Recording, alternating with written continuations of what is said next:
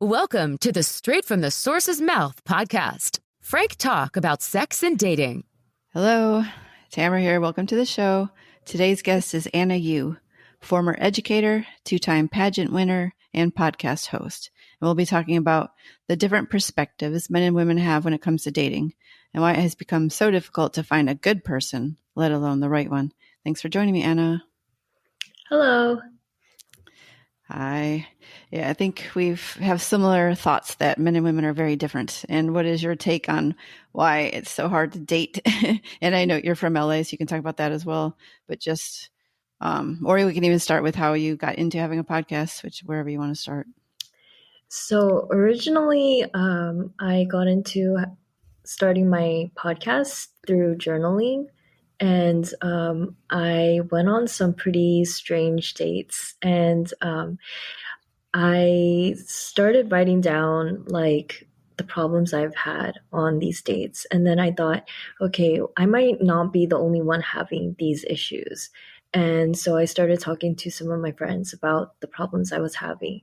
And then I also thought about, well, why don't we have like a support system or like a group for people to talk about these problems? But then, like, you know how there's like mental health awareness groups and things like that where people talk about like personal problems. But I also kind of thought about how there could be a situation where like people kind of like still steal each other's partners and stuff. And maybe that's the reason why like people don't start these groups. But at the same time, it's kind of like maybe people do have like trust issues. But at the same time, like I kind of wanted to see like what the problem really was on why people don't support each other as much when it comes to dating and the dating culture in LA and why it was so bad or why everyone says it's so bad. And so that's kind of how it started. And the funny thing is that I myself actually am dating. And I met my partner when I started my podcast. And I didn't know he was a podcaster. Yeah.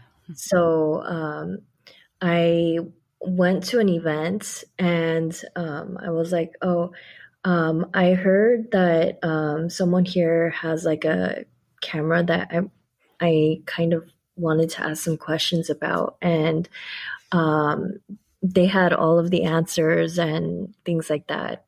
So they were kind of explaining to me like step by step on like kind of like how to become a better podcaster. So like it was like, okay, well, like you can help me, you know. So yeah. And then you dated as well, or together now. Yeah. Yeah, it's a good story. Good meet cute, they call them, right? Yeah. So as in your findings of all the bad dating, what did it end up being true? Like that's pretty much what everyone says. And did you find out why or some kind of the root causes? Yeah. So some of the root causes I think is that I feel like I said, people don't really trust each other. Like, and also it could be because of like childhood traumas and stuff. A lot of times I feel like there's like unresolved childhood traumas that people just don't really want to talk about. Or like even if like people do want to get vulnerable, like one person isn't ready to be vulnerable yet. And sometimes that's just hard for both partners. And I think that like there's like a specific time where it most of the time like it works if the guy is ready to like be in a relationship. Like if he's persistent and he's kind of like, okay, like even if like you don't want to be in this relationship, I still want to be in this relationship, then it's gonna work out, you know. Yeah, they definitely say that like women dictate whether or not you're going to have sex and men dictate whether or not you're going to have a relationship. Because it's like, women usually want relationships, but it's the men that usually don't. So yeah, if you find the rare guy that wants a relationship, you're good. Yeah. Yeah. And in this, your research or talking to everyone, what did you find? Was it mostly centered on men and women, like trying to figure each other out. Is that, would you say, is part of the issue as well? Yeah, I think like a lot of times it's kind of like even like the most independent women, like I could kind of feel that like they still want to be in a relationship, you know? Like it's just like they talk about like all of the successes that they've had and like what they're going towards and like all of the goals that they have for their future. But at the end of the day, like when I ask them about like, oh, so like how has your dating life in LA been like, then they start talking about like, oh, this like the struggles that they've had and like, you know, I'd rather be independent. um but you could still kind of feel it, you know, that they would, I mean, if they had a choice, they would prefer to be in a relationship, but it's not really the choice that they have at the moment, you know. So yeah. Yeah. Yeah. I've heard that about LA, where it's just, a lot of everyone doesn't get married till much later. Like, I mean, that's everywhere nowadays, but you know, Yeah. everyone's just having so much to do. And so, you know, the culture and I don't even know what to call it. You could probably describe it better, but just like somewhat superficial to some people. Yeah. Yeah. Like more of the looks and superficial stuff that seems to be more the important stuff to people there. Unless that's just a stereotype, but Yeah. I mean, like I feel like it's just like if you meet the right person, then like everything just works out. Like the the really strange thing is that me and my current partner, we had a lot of mutual friends. Even though like I did not know who he was like in the beginning, like I knew his business partner and like I knew a lot of his mutual friends. It was so weird. Um, and I like we ran into one of his cousins at downtown Disney, and he hadn't seen his cousin in like almost like 10 years. So it was very strange. yeah. Yeah, they definitely, I mean, I've heard stories like that where, like you said, you probably would have run into each other at some point, but you like the when you met, because there was a couple that I met that I knew before they met. They were both invited to the same wedding. Like, had they not met where they did, they would have been at the same wedding to, you know, like months later if they hadn't already met. So, you know, stuff like that, where just, it seems like people are supposed to meet each other. But for the rest of the people that's not happening to, are there like, what have you come up with solutions of how people can improve it, or is it more of just discovering the problems?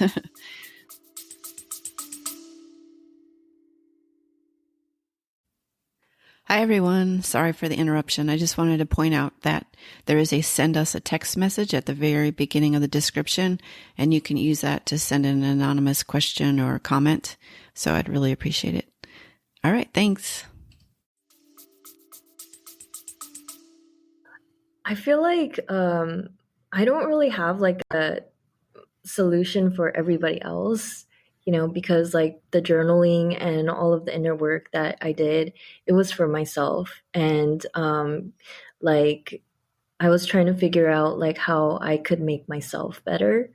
Um, but I think that for everybody else, like if, you know, they also like write down what has been going on in my life and like how could I make my life better, or like are there certain problems that are not being fixed? um, Maybe there's a solution to that, because ultimately like creating a podcast was trying to create a solution for the problem I was having, because I was trying to create a community and create a voice or some kind of solution or some kind of community for the problem that was happening in LA. Because like I wanted people to come and try to voice what the issue was, and try to create a solution for that.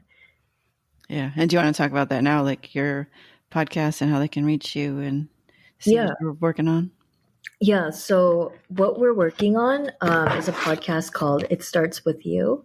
And here is our little flyer. And our it starts with you, at It Starts With You. And so It Starts With You podcast with Anna Yu is for ambitious people who know success isn't just about the hustle, it's about the lifestyle. From the latest in luxury, fashion, and entertainment to real talk on wellness, personal growth, and living life on your terms, we're here to elevate every part of your journey.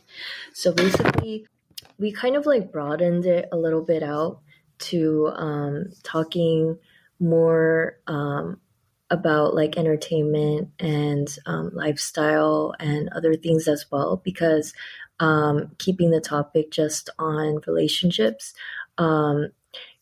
could be a little bit too niche for some people. So we on the flyer we put more topics to discuss. But yeah, so basically. Okay. And is it out now, or you're like still creating it, or? Oh yeah, we're on Apple and Spotify. Okay. And Yeah. how many are you on how many episodes are you doing, or is it weekly or twice monthly? It's like we do 2 episodes every week. Yeah, that's awesome. Congratulations on starting the podcast. And at least your niche is more just LA people, because everyone in LA gets it. So I'm sure that would be like cool to find that, and it obviously can So relate to where do you everyone. live? I'm in the DC area, so Virginia. Oh wow. So yeah, East Coast. All right. So I know we talked about the differences between men and women. Is there what kind of work is needed from both men and women? Would you say, like, I'm guessing more of what you did, like figuring out where you're at, but is there any specific for men versus women, the work they can do, or? I think for men, it's just more like the mindset of like, I want to be in a relationship. And of course, like maybe like helping out around the house and things like that. It like doing things like that will actually like physically help the woman, obviously. But just having a mindset of I want to be in a relationship, like that is like the ultimate like thing that actually keeps the relationship together, I think, because I've been in relationships where the guy had a mindset where like I don't need to be in a relationship, like I can be in an open relationship if I want. And I think that was the ultimate relationship killer, because um like if the guy doesn't think that they're in a committed relationship when they're sleeping with you, and it's then it's just kind of like downhill from there, like Yeah. what am I doing with him, is like kind of the question. Yeah. Yeah. And like we talked about earlier, Yeah, it's not necessarily as common, but they probably do want one deep down. They're just not maybe admitting it. So maybe if they admit it to themselves, then they'll yeah. be more open. And then, like you said, to help, having the right person helps for sure. Hmm. Yeah, and then what about women? What kind of work Yeah, do they do you think? I think for women, um like feeling that safetyness, or like feeling safe, or being able to feel safe around the guy um, really helps, because like for me, like having a place where I can feel feminine and be um, kind of be vulnerable, like helps keep the relationship alive, I think. Because like I feel like if I'm not able to bring out like my um inner self on like the more feminine side, then then he's not gonna be able to be a masculine guy in the relationship. Yeah. So yeah. Yeah, I definitely agree with that. And then I was going to say, Logan Yuri, she is like the kind of matchmaking expert for Hinge, she says, like, after a date, like you're talking about feeling safe, she says you should ask yourself 8 questions after a date to see, like, how did he make you feel, and like different questions like that. So you like immediately after each date, kind of like either write it down. That's the best way, so you can see how you feel, and then that helps you see red flags a little more clearly, rather than give someone the benefit of the doubt that you probably shouldn't. And I wish I had all 8 questions. That would be better, but at least check her out. Logan Ury. She has a newsletter, which is pretty good. And she just was on Michelle Obama's podcast, and she was in a Netflix show. Actually, she was in a dating, one of the a host for a dating show. It was like older people on Netflix. I can't remember the name of that. That would be helpful too. But so, yeah. So how, like, have you seen hope since you started this podcast and started this effort for the culture in LA at all, or like? Yeah.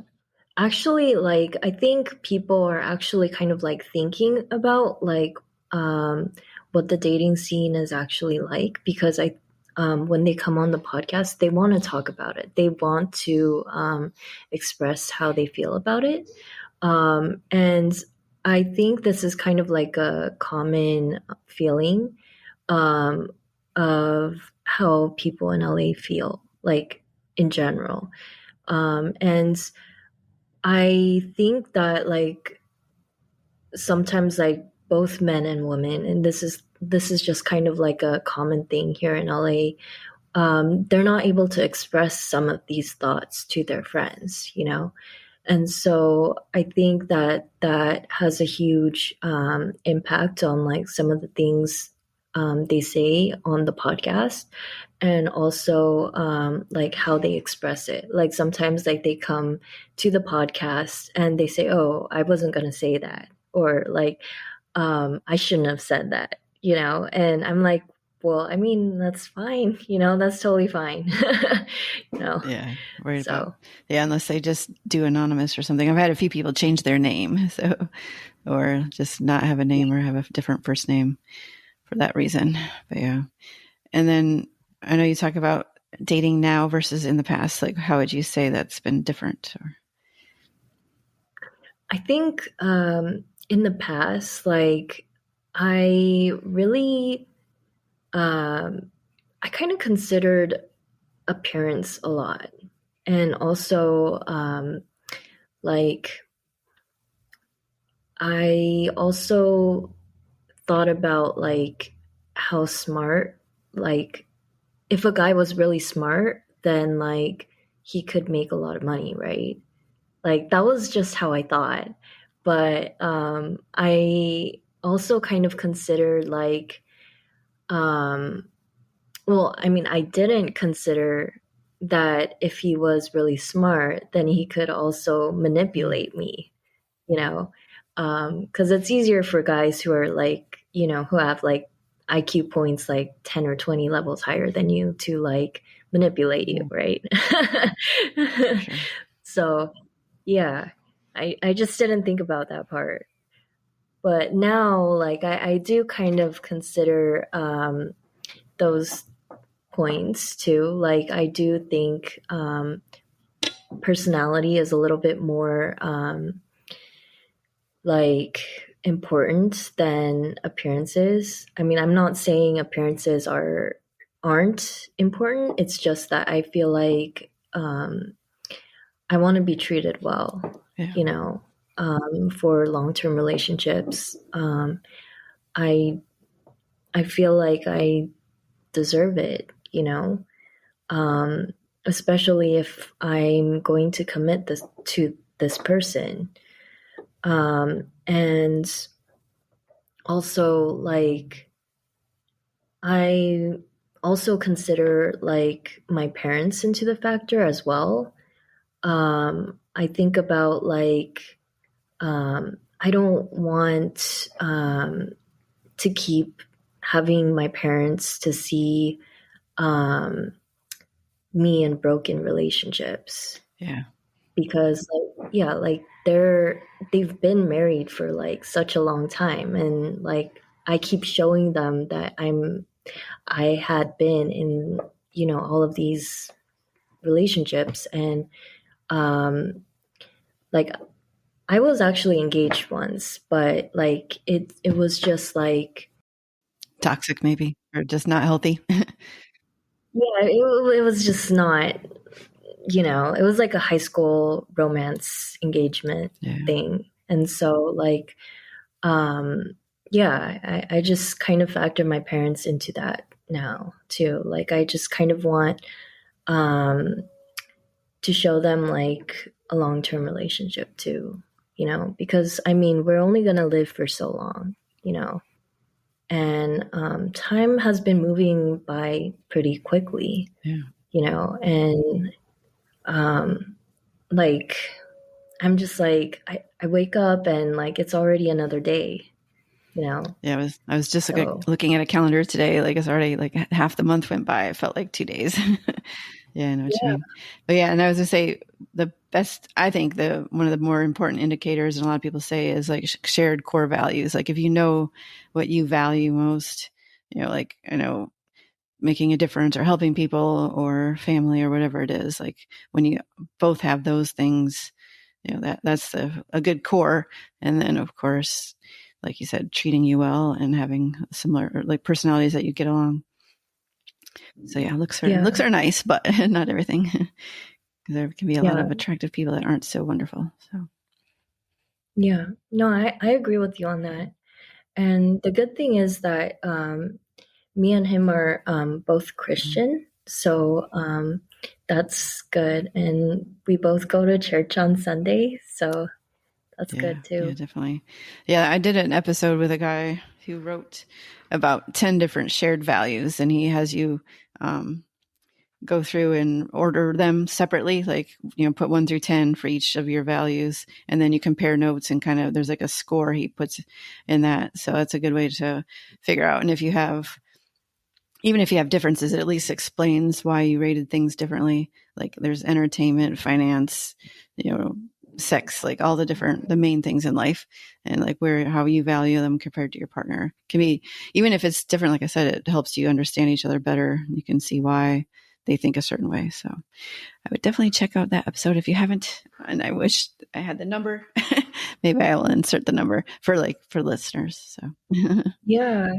There's so many things like that out there. There's plenty of help, your podcast, my podcast, plenty of things to learn from. And then, like you said, just doing the inner work and journaling on if you have patterns that you always attract the same guy or always get treated the same way, just kind of figure out what's going on. And I think and several people have said, taking a break from dating altogether is always helpful too when it's just not going well. Take like a good 6-month break. So are there any final comments or like closing comments you want to make just to leave the listeners with about you and your podcast and your thoughts? Well, as always, it starts with you. Awesome. That's the name of your show too, so it works out. All right. Well, thank you very much for being on. I'm happy to talk about the LA scene. And I know there's lots of frustrated people out there, but it's good to know you met your person or potentially your person. So, and enjoying it. So it can be done. I know a lot of people that left LA and met people and then moved back. So maybe you can do that too if you're listening in LA. But all right. Well, thank you again. And if you love this episode, be sure to tell your friends about it and rate it as well. And thanks for joining me again, Anna. Thank you. Frank Talk, sex and dating educates.